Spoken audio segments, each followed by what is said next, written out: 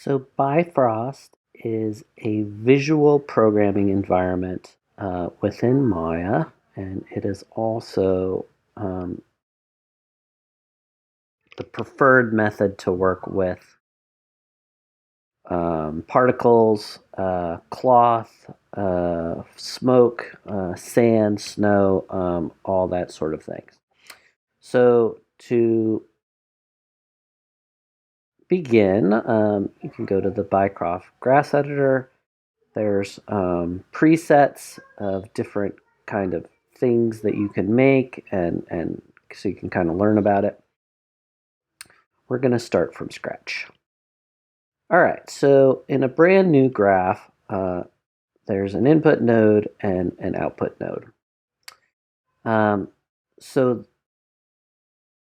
the input or data can come from within Maya. So for example, you can bring meshes or curves into here, and through like a little bit of modification, you can bring in lots of other stuff. You can bring in alembic caches or other data from outside of Maya, or you can create your own data within Bifrost and output it there. So, just for an example here, I can grab a polygon primitive sphere, middle mouse drag it into Maya, which basically creates an input for it. And then I can take the out mesh, stick it into the output of the Bifrost graph, and basically it took the data from in Maya and spit it out as a Bifrost object. All right.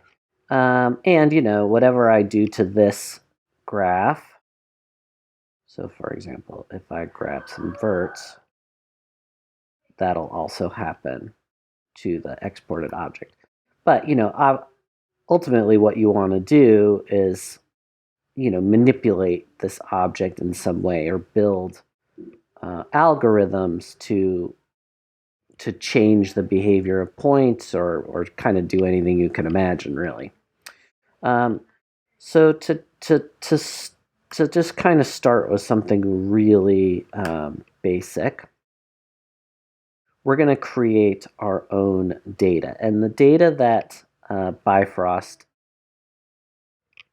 uses is often in the form of an array, which is something common to programming in general.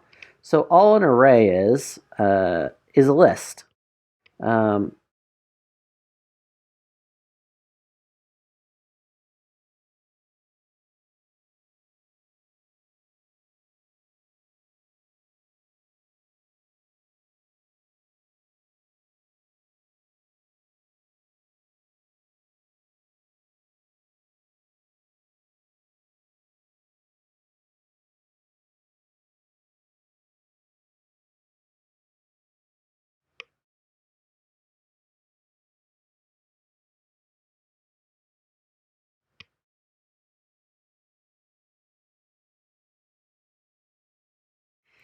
So for example, this is an array as it would appear in processing, similar to JavaScript.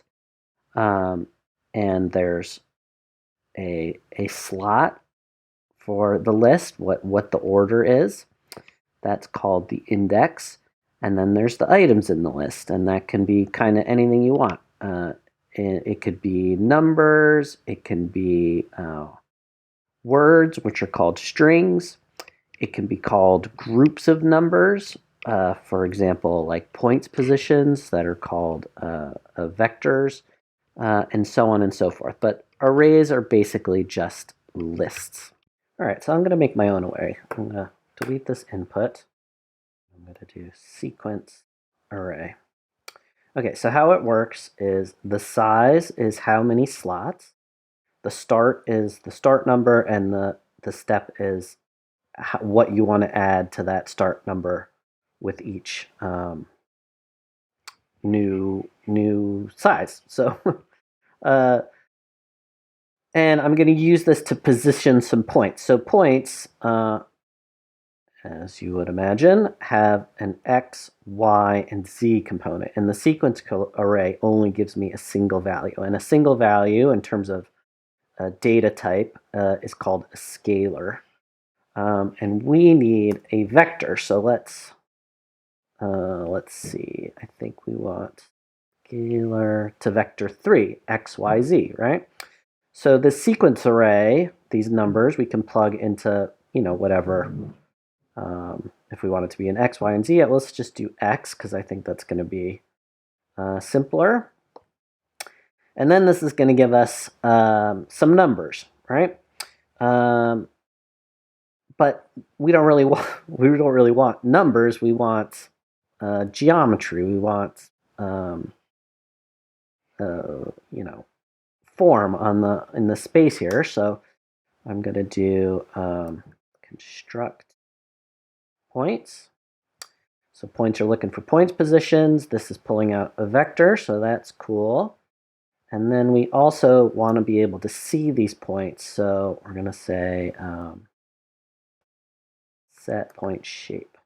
So tab SPS, set point shape. Here we go.